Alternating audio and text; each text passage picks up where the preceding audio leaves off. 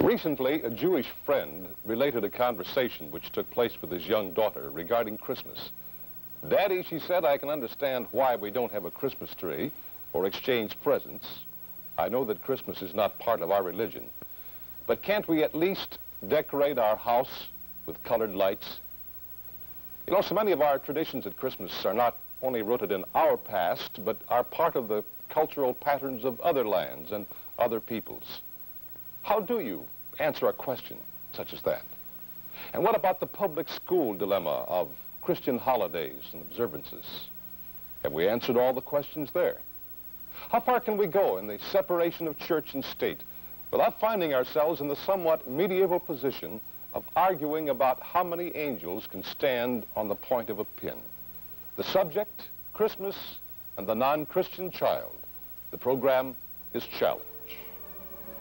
For the next half hour, a rabbi, a minister, and a priest offer their combined counsel to many of the challenges we face in this day and in this time. Tonight, they discuss Christmas in the schools for the non-Christian child. Now, may I present the challenge panel. First, Rabbi Raphael Levine, Senior Rabbi of the Temple de Hirsch. Next, Dr. Lynn Corson, Senior Minister at the University Methodist Temple. And the moderator for this evening, Father William Tracy, the Administrator for St. Patrick's Church. Thank you, Don, very much. And good evening, ladies and gentlemen. In a recent editorial in one of our national magazines, Ave Maria, on January 1st, 1966, there was a very fine editorial on a subject which we are going to discuss tonight: the plight of the Jewish and non-Christian child at Christmas, particularly in the public school, but in our society in general. Many public schools, it says, in this country do not take into account the children of minority faiths in their planning of Christmas observances.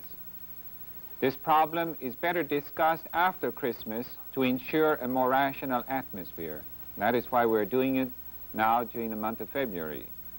According to a report recently issued by the American Jewish Congress and written by the head of the Council's Commission on Law and Social Practice, quote, "Religion in public schools, no matter how dressed up or watered down, serves only to harass, hurt, and dislocate children of minority faiths and to impair wholesome classroom relationships," end of quote, from the American Jewish Congress. After Bible reading and prayer, no other occasion provides so many difficulties for those concerned about, quote, "the establishment of religion in public schools than Christmas." The Christmas season has become pervasive in the United States, and not merely in its commercial aspects: the singing of carols, the decorating of our homes and streets, the tree at the White House, the giving of gifts. Christmas is everywhere. Christmas is deep in our culture in other more significant ways. Our literature, drama, music, and art, in significant proportion, is related to the Christmas theme. Our environment and that of our children is heavy with Christmas, and no school can ignore this environment without violating the principle of learning. But what of the child, the editorial asks, of minority faith at Christmas time? That is the subject of our discussion tonight, and I think we should start by asking Rabbi Levine to speak on this. Father Tracy, I was very much impressed with your introduction. I thought it was beautiful. I thought it was fair. I thought it was deeply sensitive to this problem. And it's not an easy one to discuss, as you know. And I don't think that we could have discussed this problem on our challenge program if this program had not developed as it has over the last 6 years.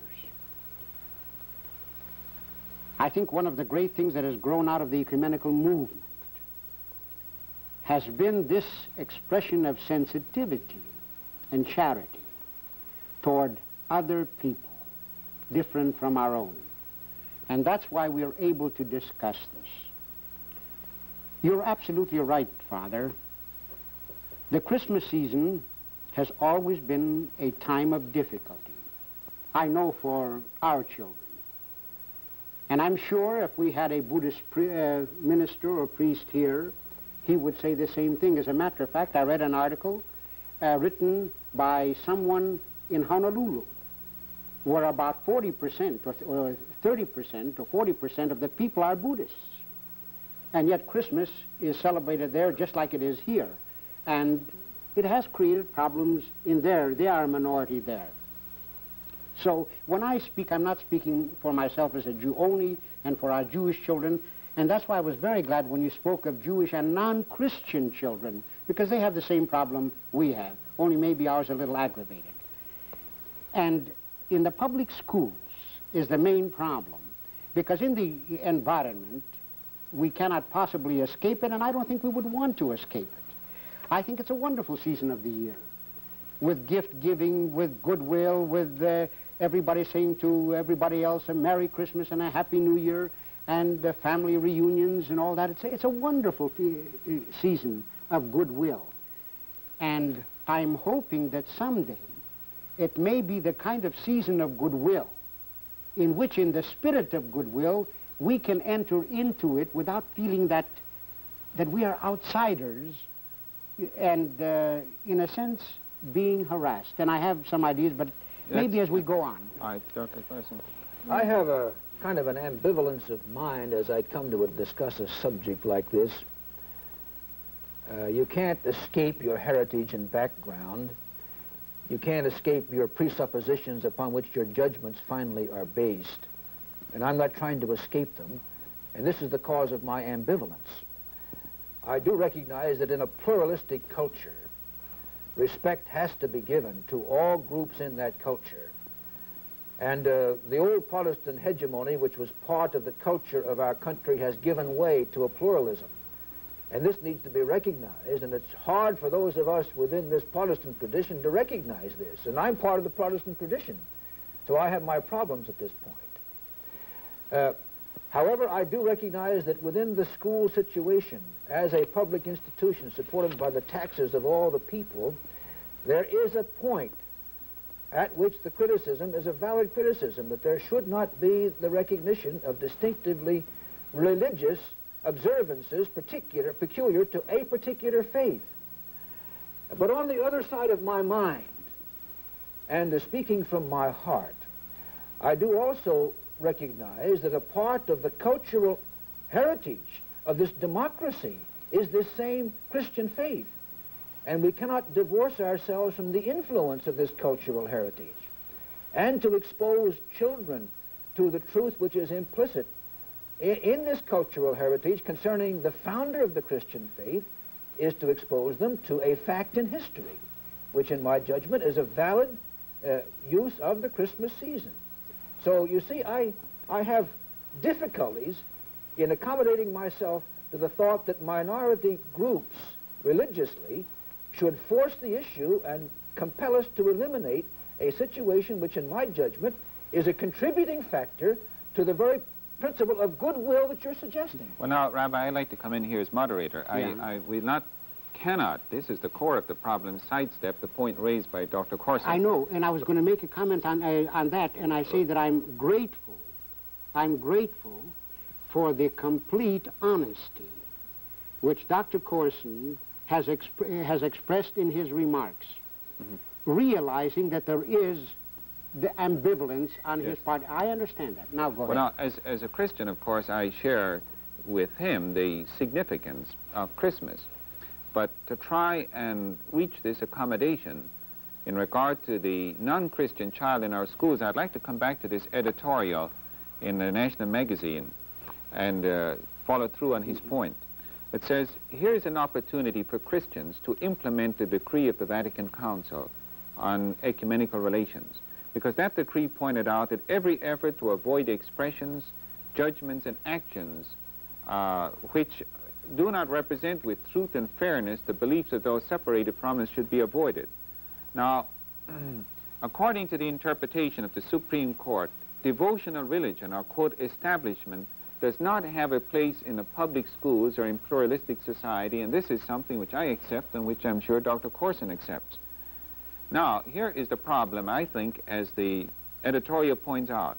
Whether the Christmas observances in the public schools are in fact devotional and amount to, quote, establishment of religion, and whether they impair the rights of the non-Christian child is another matter. Many of our carols and other observances have become secularized by use and have become part of our common, quote, folk religion. When they are found to be objectionable, they should be transformed.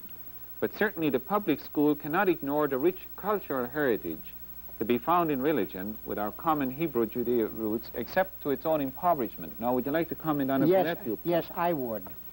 And I can see that this is going to be, if I may say so, a wonderful, wonderful discussion, because it is on a very high level. It's on a level of a deep desire for understanding. I would agree with everything that you gentlemen said about Christmas being part of our American culture.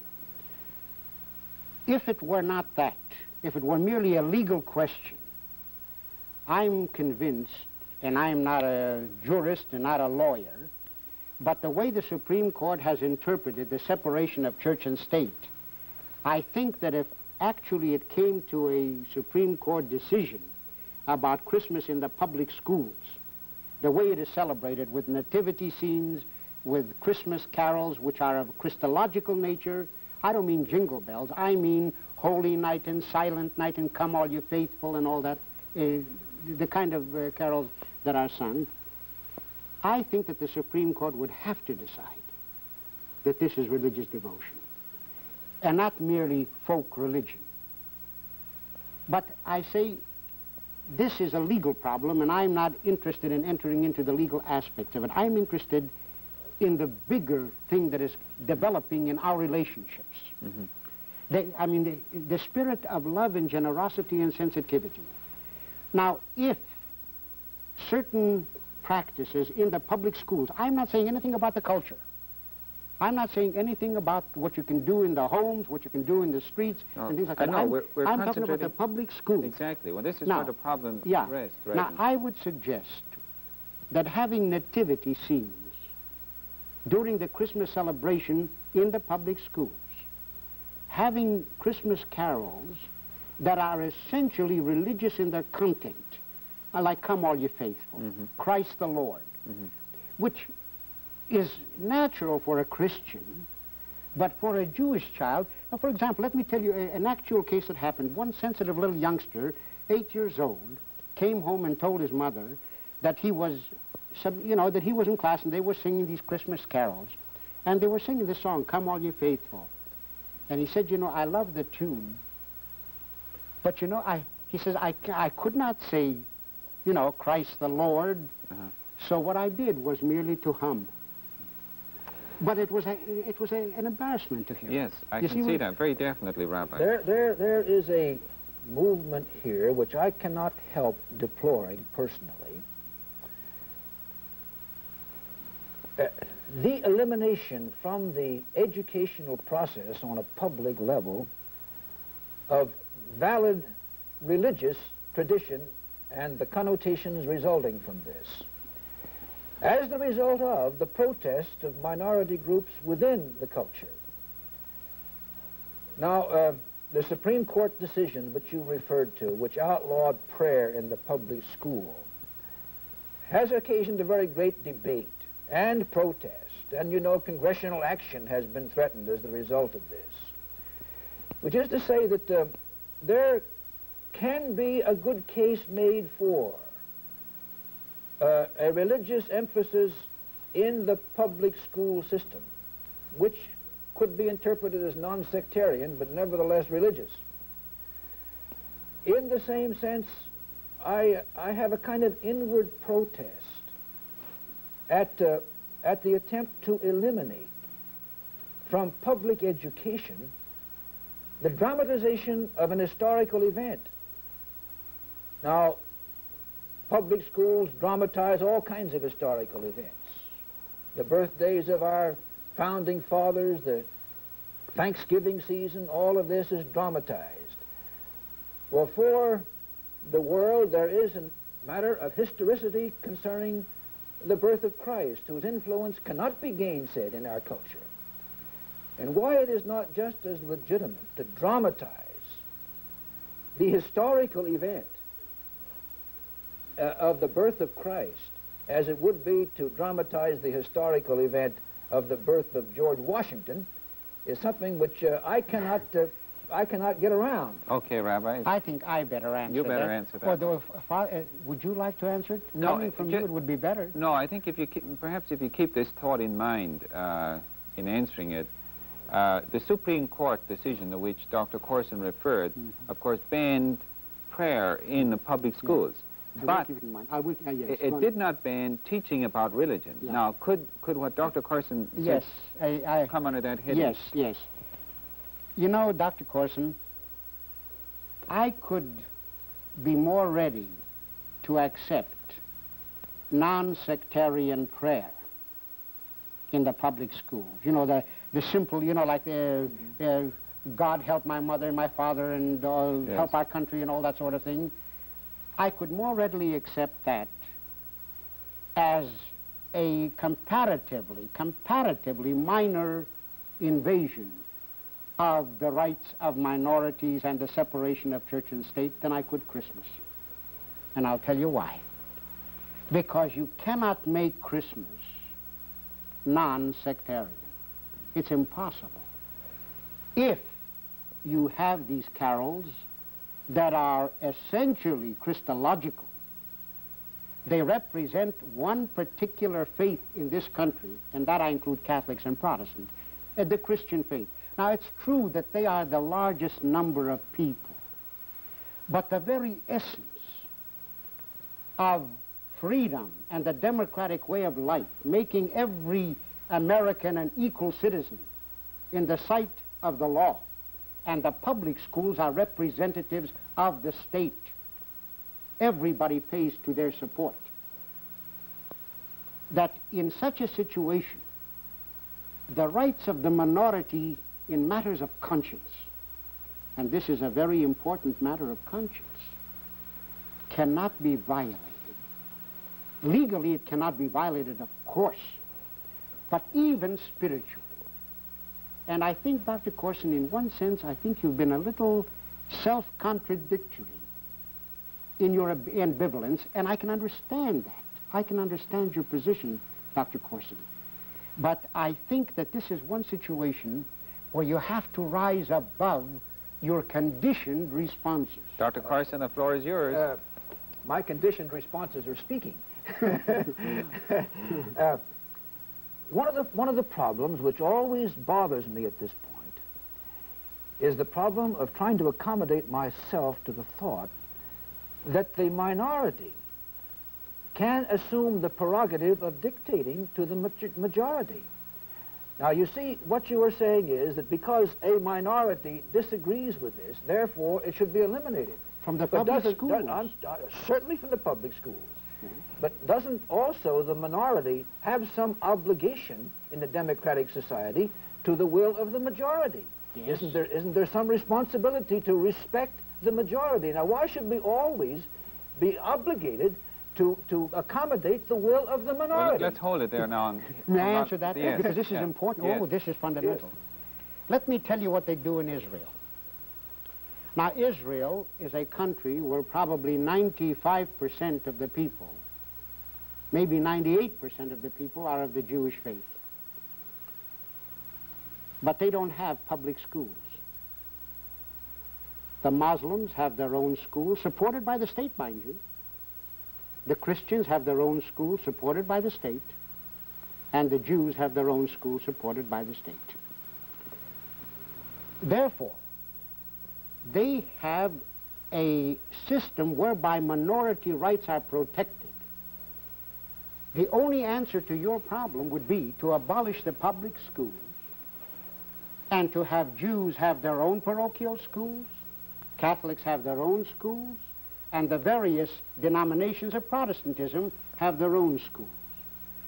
But as long, and let the government pay for all of them. I don't object to that. Let the government pay for all of them.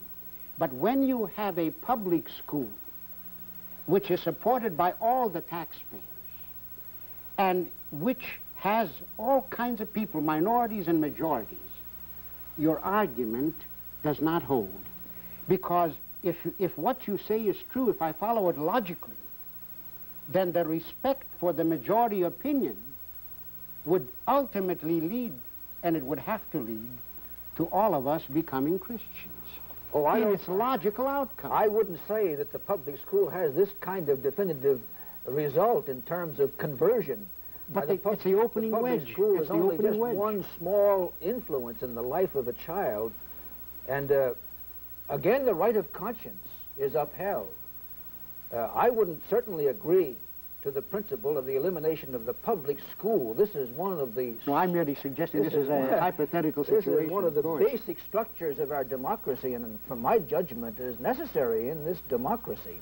It is one of the leavening influences that bind us together. But I am saying, and I still, again, speaking from my conditioning, I am saying that as far as I can see, that minorities have a responsibility in the same sense in which majorities have a responsibility. And minorities must not assume that always their will be heard. Well, may I say, That's fine. Keep this in mind, Rabbi. Yes. Well, maybe it's an unfair parallel, but in a democratic state, yeah, the minority, say in an election and so on, accepts the rule of the majority. Yes, but our founding fathers were very wise when they put in the First Amendment to the Constitution. They probably were far-visioned enough to realize that ultimately this would not be a Christian country, that this would be a country of all kinds of people coming here for 1,000 different reasons. It so happened that the first people who came here came to run away from religious persecution or for other reasons, and they happened to be Christians. But then Jews came who ran away from religious persecutions and other reasons. Negroes were brought here from Africa against their will, and they were indoctrinated in the Christian tradition. Buddhists came over here. Muslims came over here. A lot of people who have no religion, who don't believe in any of the organized religions. And incidentally, I'm reminded of the secular city.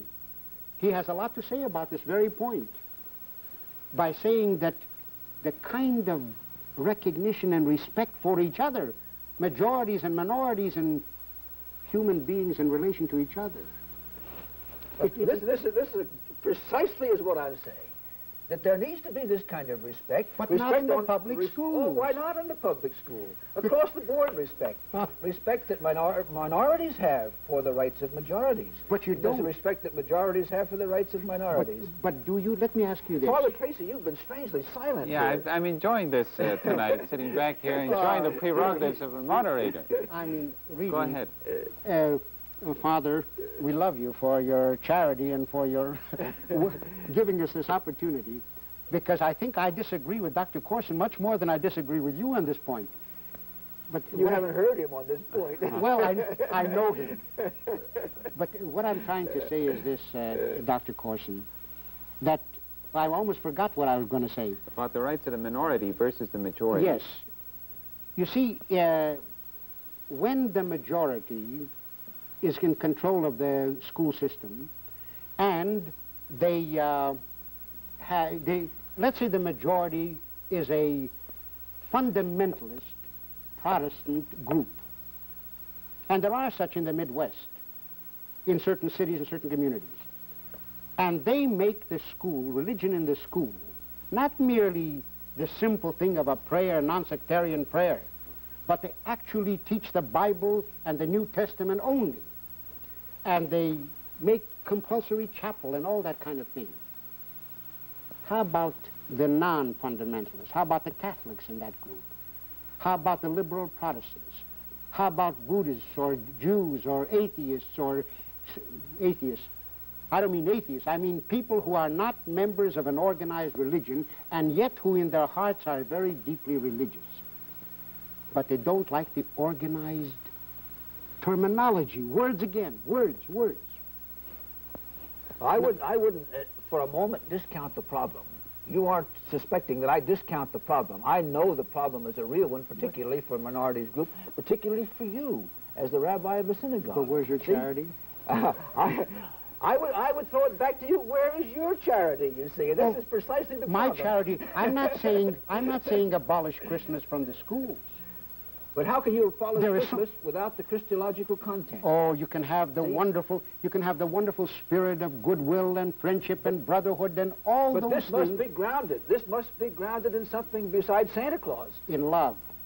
But where does love proceed from? From God. From the Christian standpoint, you say. Only from the Christian standpoint? You mean Jews don't understand love? Muslims don't understand love? No, you misunderstand me. Well, I think, gentlemen, it's time for me to come out of the ghetto here and get into this discussion. But since I had the opening remarks and the closing remarks, I thought it was better to have this fine discussion here tonight between my two colleagues. And I think it was very interesting, and I hope it helped to throw some light on this very sensitive area in human relationships for you. And I'd like to conclude with these remarks, which I believe summarize our relationships tonight in the discussion as I see it. It makes eminent good sense for Christians to explore this concept of teaching about religion in regard to non-Christians.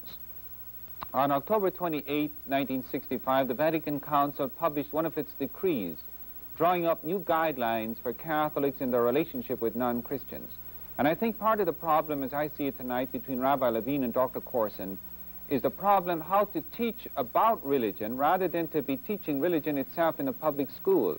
And one thing I can do to help clarify the issue for you tonight is to tell you about a book that is coming out of the press this month entitled God in Education, A New Opportunity for American Schools by Niels Nelson of Rice University, a book which I recommend to all of you who are interested in this subject to read. In the meantime, our sensitivity to the confusion of the non-Christian child and our sensitivity to the non-Christian's religious beliefs should be attuned to positive action, and not just during the Christmas season. When we Christians talk to Jewish children, to Buddhists and other non-Christian children, as teachers or as neighbors, we must not speak of we and our ways as opposed to their ways, lest we identify the school and government and society and put them on the outside position. The non-Christian is not a guest in a public school or a second-class citizen in America. He has a right to feel with all of us that he is equally an American. Thank you very much. And now back to our announcer, Don McHugh. Thank you, gentlemen. Next week at the same time, these three leaders of our major faiths will return to share their knowledge and to offer their help as you face your individual challenge. The many questions which arise in the course of your daily lives can be answered during these discussions. Simply address your letters to Challenge, KOMO-TV, Seattle, Washington. Challenge is produced by Marty Kemp, directed by Ken Ritchie. Join us next week at the same time when Dr. Corson, Rabbi Levine, and Father Tracy again explore the challenges Americans face today.